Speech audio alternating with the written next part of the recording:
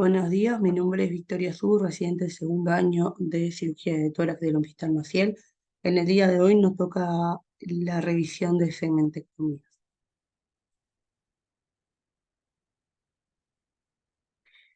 Como importancia, la estadificación y las implicancias de este en el cáncer de pulmón en células pequeñas radica en la supervivencia de estos pacientes, en general medidas en 5 años. Como se ven los gráficos, y de manera que ya todos manejamos estos conceptos, a mayor localización del tumor y mayor diagnóstico precoz, tenemos una sobrevida global mayor. Aún hoy en día, con las implicancias diagnósticas y terapéuticas, pero principalmente diagnósticas, estos siguen siendo diagnosticados en un estadio avanzado de la enfermedad, por lo cual el tamizaje es quizás el punto de mayor relevancia en este tema. Como a modo de introducción, el primer estudio que analizó el tamizaje en el cáncer de pulmón fue en el 2011, donde se comparó tomografías de bajas dosis versus radiografía de tórax. Se demostró una reducción en la mortalidad de hasta el 20% en Estados Unidos, y hay un segundo estudio posterior europeo que demuestra una reducción de la mortalidad de hasta el 24% con una técnica en el ensayo clínico muy similar. Por lo tanto, el CBP en estadio precoz podemos encontrar usualmente lo que van a ser nódulos pulmonares. Estos nódulos pulmonares entonces van a ser o parte de un hallazgo realizado una tomografía por otro motivo, o parte de un screening aplicado en la población diana. Si esto es un hallazgo en cuanto a un screening, digamos, ya nosotros vamos a convenir de que es alto riesgo, porque los pacientes, los cuales se realizarán las tomografías de baja dosis, ya tienen ítem que clasifican como de alto riesgo. Si esto estamos hablando de un hallazgo en una tomografía realizada por otro tipo, lo que vamos a tener que hacer es una estimación de riesgo de que el nódulo encontrado sea efectivamente un cáncer de pulmón.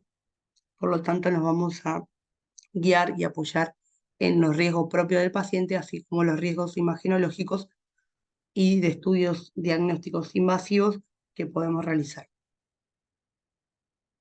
Entonces, cuando definimos que un paciente tiene un riesgo elevado de un cáncer broncopulmonar en estadio precoz y decidimos que es un candidato quirúrgico, vamos a realizar la estadificación clínica convenida para el paciente y de manera correcta. Vamos a valorar la resecabilidad de ese pulmón, siempre apoyando de que va a ser con carácter oncológico y de carácter curativo. En general, estos tumores no tienen una dificultad en cuanto a su resecabilidad, porque estamos hablando de tumores chicos. Y quizás uno de los temas más importantes y con mayor relevancia en nuestro medio va a ser el personal estatus del paciente, donde vamos a tener que adaptar el tratamiento, o sea, la resección pulmonar, al estatus de la persona. Por lo tanto, porque la lobectomía es el tratamiento resectivo pretendidamente curativo en estos pacientes. En el 95 hay un ensayo clínico randomizado donde se compararon tumores T1N0 y se comparó la resección lobar versus las resecciones sublobares.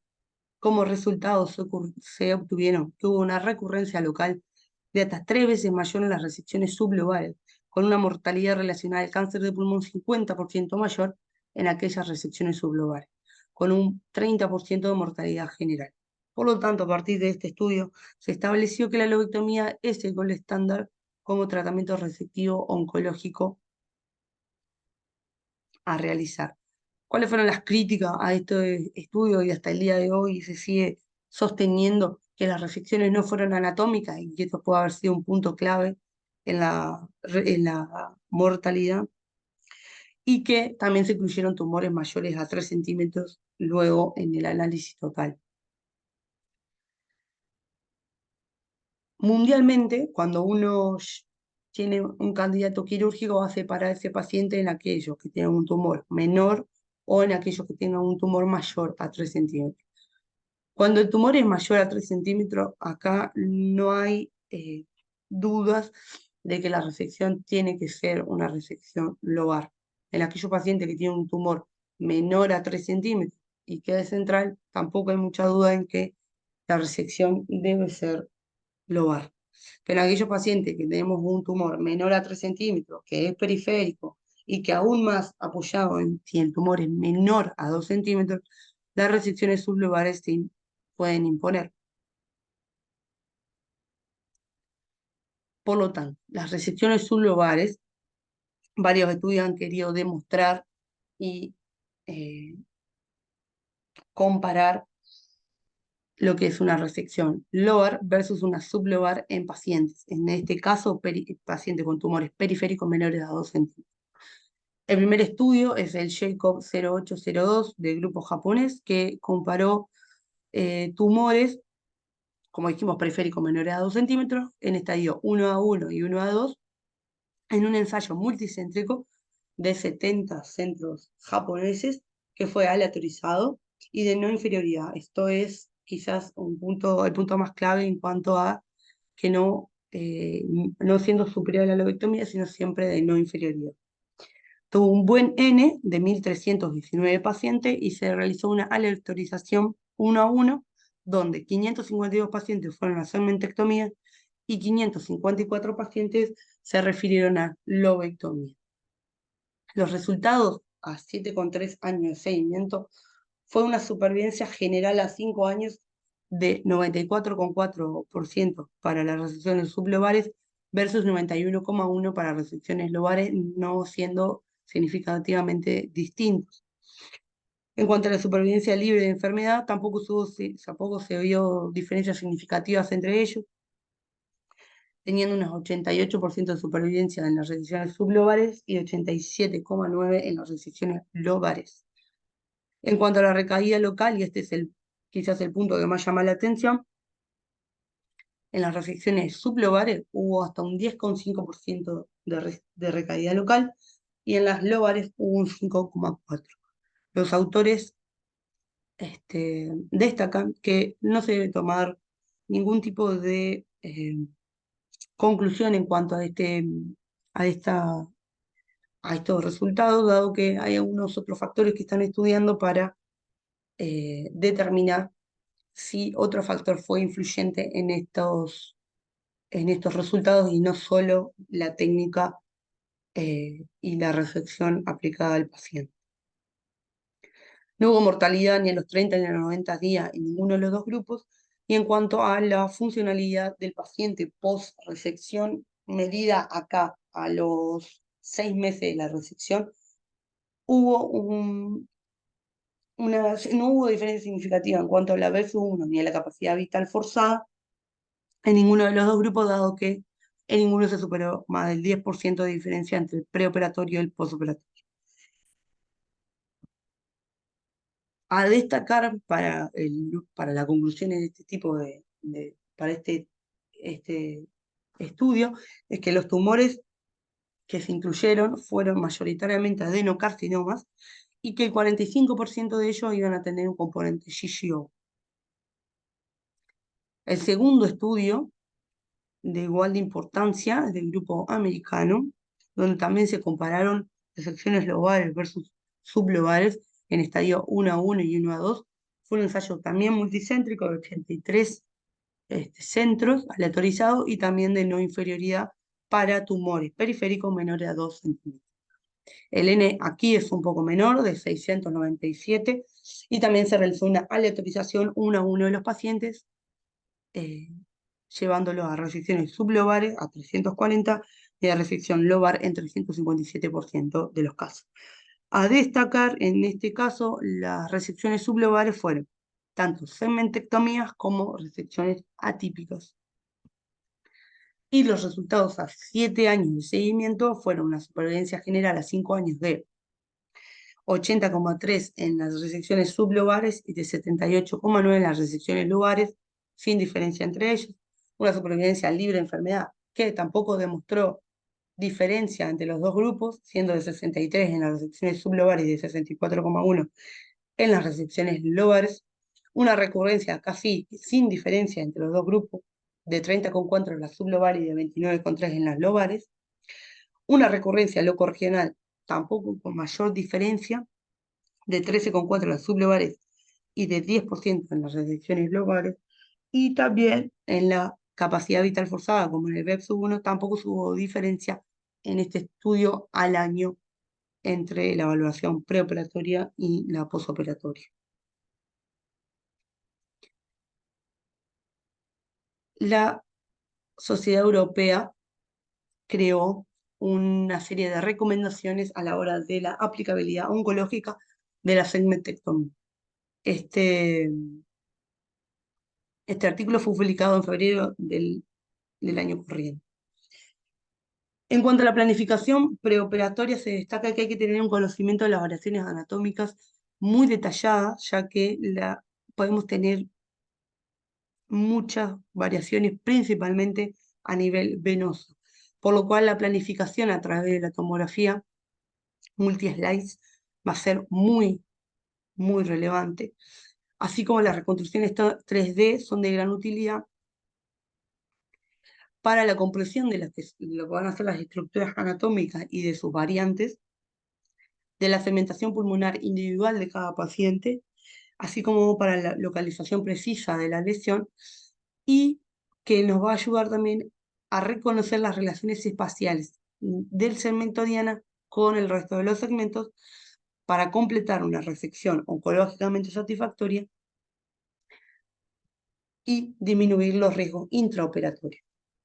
A destacar, los mejores software tienen un límite de la detección de 1 o 2 milímetros, principalmente a nivel arterial, puede ser el mayor error que uno podría encontrar en los software.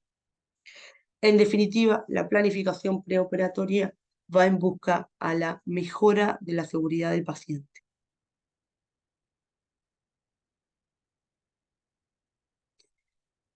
En cuanto a la planificación 3D, hay diferentes software que nos permiten la planificación individual de cada paciente, algunos más sofisticados que otros.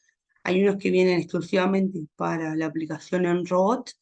Y bueno, a modo de ejemplo, acá lo que va a situar son las venas intersegmentarias con el tumor en el medio, como se ve en la figura 2. La línea amarilla lo que simula es la línea de resección, o sea, la línea para la segmentación pulmonar.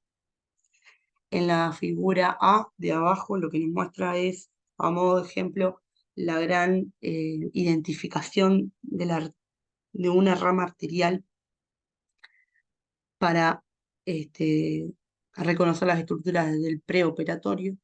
La figura B de abajo lo que nos muestra es el lecho quirúrgico post-resección, donde vemos las dos venas intersegmentarias con el lecho quirúrgico por detrás.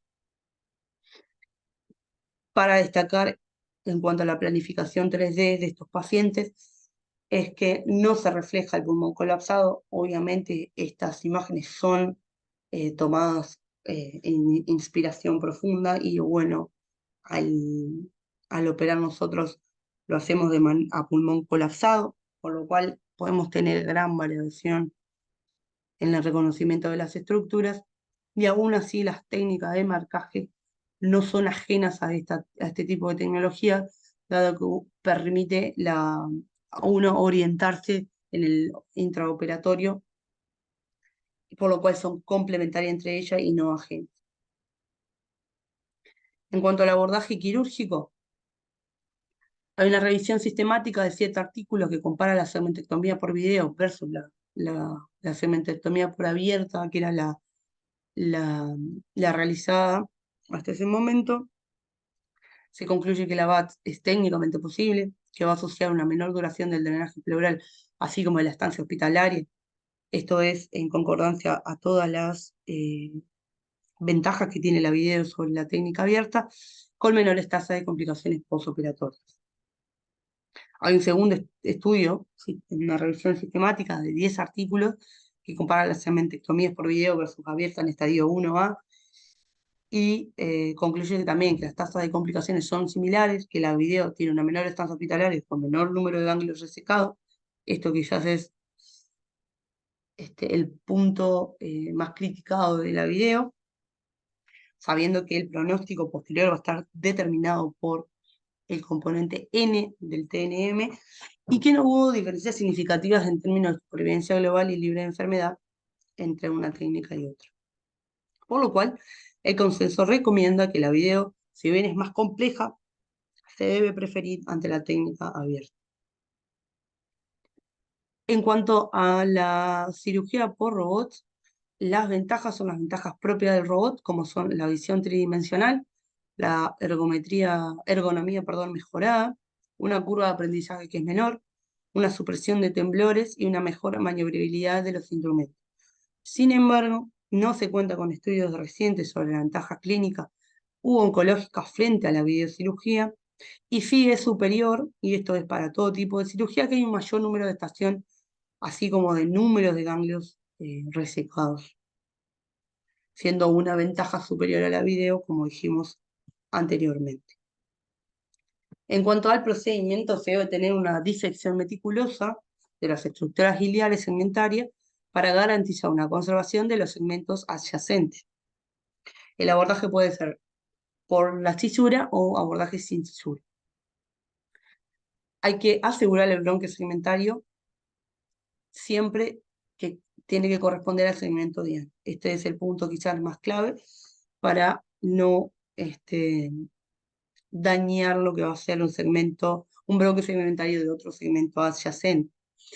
Por lo cual, para asegurarnos esto, se cuentan con varias herramientas. Primero que nada, estar seguro en el intraoperatorio con su planificación a nivel de imagenología previa. También lo que se puede hacer es un pinzamiento selectivo del bronquio que yo estoy disecando y que pienso que es el diana, y hacer una ventilación pulmonar como se hace en las lobectomías. La dificultad acá es que tenemos mucha ventilación colateral, por lo cual es bastante dificultoso poder hacerlo con mucha precisión. Lo otro que se puede hacer es la ventilación y el pensamiento selectivo, que es al revés. Uno ventila todo el pulmón, el anestesista lo ventila, uno clampea el bronquio diana y espera a que se desinfle el resto del pulmón. Si el bronquio diana me queda inflado, es el correcto.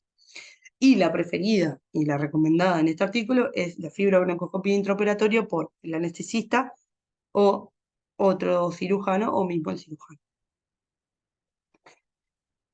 Como decíamos, la mayor variante anatómica se va a dar en las venas, por lo cual se recomienda que la última estructura a seccionar para asegurar las tributarias de los otros segmentos sea esta.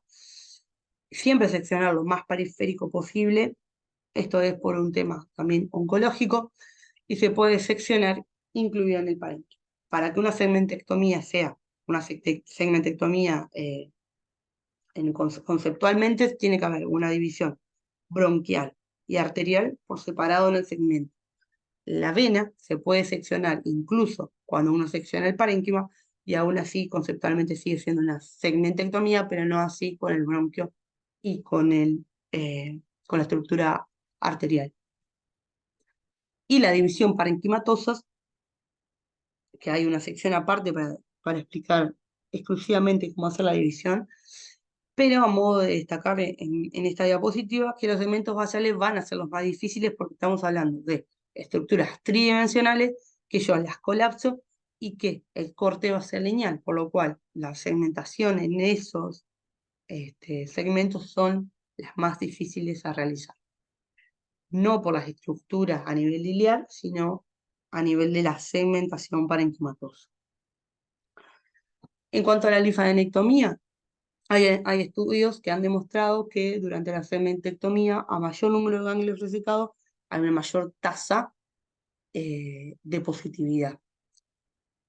Esto es, cuando se estima más de 6 ganglios en una segmentectomía, hay un 9,4% de positividad de estos ganglios. Cuando se extirpan 6 o menos, hay un 1,5% de ganglios positivos. Por lo cual se debe realizar siempre una estadificación completa ganglionar intraoperatoria por congelación para garantizar estándares oncológicos. Esto es, en aquellos centros donde se está disponible la congelación, muchos de los cirujanos toman los resultados intraoperatorios del patólogo para decidir si aumentar la resección parenquimatosa intraoperatoria o así, por ejemplo, para un hallazgo N2, mandarlo a una neoadyuvancia y no seguir con la resección.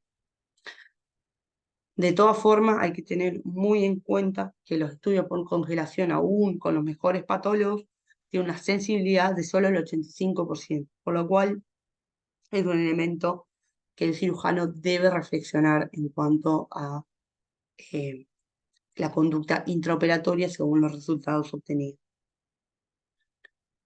En cuanto a los planos intersegmentarios, como decíamos, es el paso más difícil, el paso más crítico.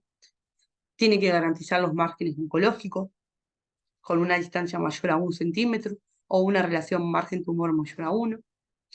No debe comprometer otros segmentos adyacentes. Se recomienda el uso de grapadoras porque, bueno, hubo un estudio reciente donde se comparó, un estudio prospectivo, donde se comparó la segmentación parenquimatosa con el uso de grapadoras contra electrocauterio. Se tuvo que cancelar por la tasa de fuga de más del 34% de electrocauterio versus el 6,1% del uso de las grapadoras. En cuanto a los métodos para garantizar los planos intersegmentarios, puede haber lo que decíamos, la ventilación pulmonar con el bronco colapsado, pero que vamos a tener la dificultad en la ventilación colateral, por lo cual no nos va a permitir identificar los planos intersegmentarios. Uno de los quizás más utilizados, que es la expansión, permitir el colapso del parénquima con el bronquio colapsado y esperar que tu segmento no se colapse. El más reciente, que es la inyección periférica de indocianina, donde se necesita un software especial. Usualmente en los robots está disponible. Se realiza la inyección de indocianina a nivel periférico, por vía venosa periférica del paciente. Se activa el software y como uno ya tiene todo el hilio segmentado, la indocianina no va a colorear, digamos, el segmento diana, por lo cual mi segmento va a quedar en negro, como se ve en la figura B, y es lo que uno debe seccionar. ¿Cuál es la limitación de este método? Bueno, en aquellos EPOC grave hay una disminución en el lecho vascular parenquimatoso, por lo cual esta técnica puede tener bajo rendimiento. En cuanto a los márgenes, el Jacob 0802 tuvo, como decíamos, una reciba local del 10,5 en la segmentectomía versus de 5,4 en la lobectomía, por lo cual es un punto aún discutido. En el caso de márgenes positivos intraoperatorios, no hay duda que se debe aumentar la resección a una lobectomía.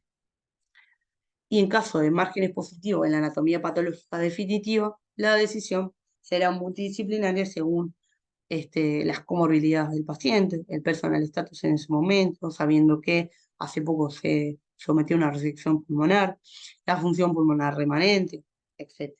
Por lo cual la decisión acá es de los médicos tratantes y no un consenso a nivel internacional, digamos.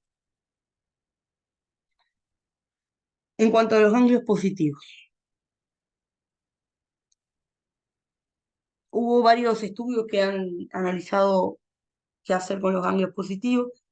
En el análisis de pacientes en estadio 1 en National Cancer Database de N1 o N2 positivo no sospechado tras una cirugía, la extensión de la resección no se asoció a una supervivencia global diferente y el único factor asociado a la supervivencia global fue recibir quimioterapia adyuvante. Por lo cual, en pacientes que tengamos N1 positivo en la estación ganglionar 10 o N2 en la anatomía definitiva, se debe hacer adyuvancia y no una ablación de la resección. Pero en aquellos pacientes que yo tengo ganglios positivos en el grupo 11 o en el grupo 12, no hay consenso en cuanto a estos pacientes, pero sí lo que remarcan los autores es que hay una implicancia mayor en una resección mayor, perdón la redundancia, en cuanto a una resección luego de la cirugía original, sabiendo la implicancia biológica que tiene una resección mayor luego 2 o 3 semanas de una resección pulmonar. Y que esta resección va a retrasar el inicio de la adyuvancia y que esto se fundamenta en que ya se trata de una enfermedad sistémica y no localizada. En cuanto al STAS, es incierto el papel del STAS en la lobectomía. Hay varios estudios, pero a destacar es el primero. Se compararon 1.497 pacientes con adenocarcinoma en estadio 1A y la incidencia de recidiva aumentó significativamente en las resecciones sublobares en comparación a la lobectomía en pacientes con STAS. Y no hubo diferencia entre la relación del tumor y los márgenes. El segundo estudio comparó 555 pacientes en estadio 1A y el STAS positivo se correlacionó con peor sobrevida global y libre de enfermedad, pero no se comparó, no se halló diferencia entre la resección lobares o sublobares. Lo que sí se halló algo marcado es que aquellas resecciones no anatómicas presentaron una mayor tasa de recidiva local con STAS positivo. A modo de ejemplo, esto es el caso clínico de un lóbulo semisólido de 15 milímetros, con 9 milímetros de componente sólido del lóbulo superior izquierdo, un segmento anterior, sin adenomegalias mediastinales.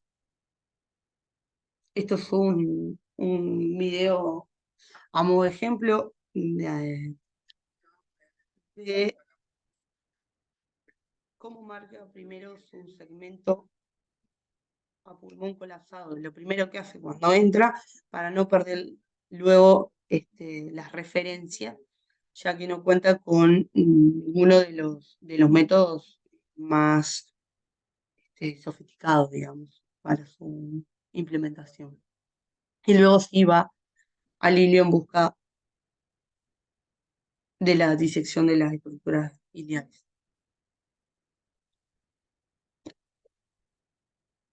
Este es otro video. Es una técnica por unipuerto que no tiene relevancia en cuanto a la técnica. Ve lo que es el segmento 1 y la vena del segmento 1 y la vena del segmento 3.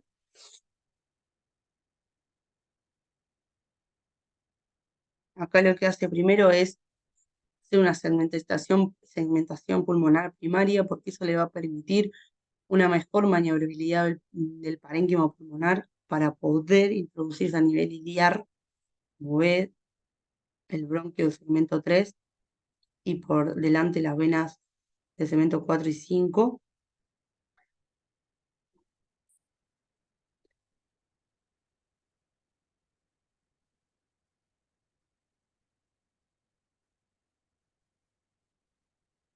Como decíamos, acá se invierte el orden para poder tener una mejor maniobrabilidad del hilio y permitir acceder a las estructuras de forma más segura.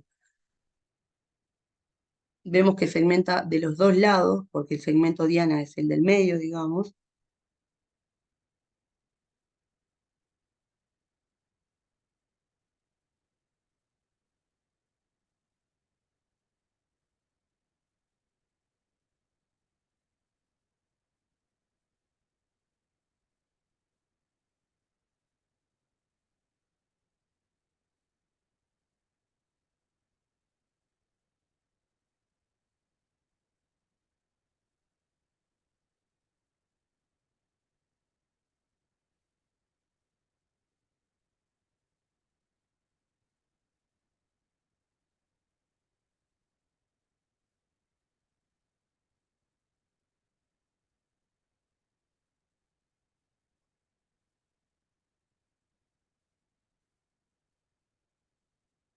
Ahí vemos cómo identificó la arteria del segmento 3, por lo cual hizo vena, bronquio y finaliza con la arteria, con una máquina curva tip.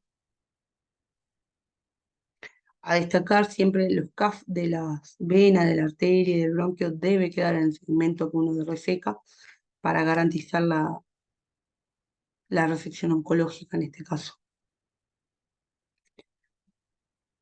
Termina la segmentación y comienza, esa es la visión final que uno debería de tener para asegurar la estructura vascular de los segmentos adyacentes. En el medio, el grupo ganglionar 13.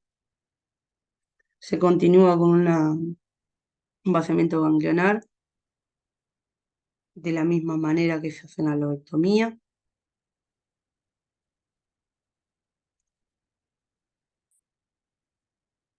Va el grupo 5, lo vacía por completo.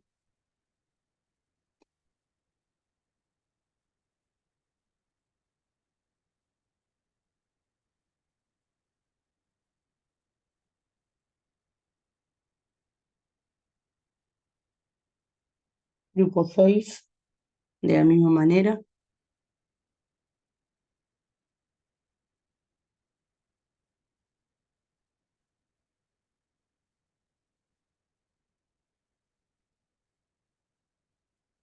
Y para finalizar, el grupo 7.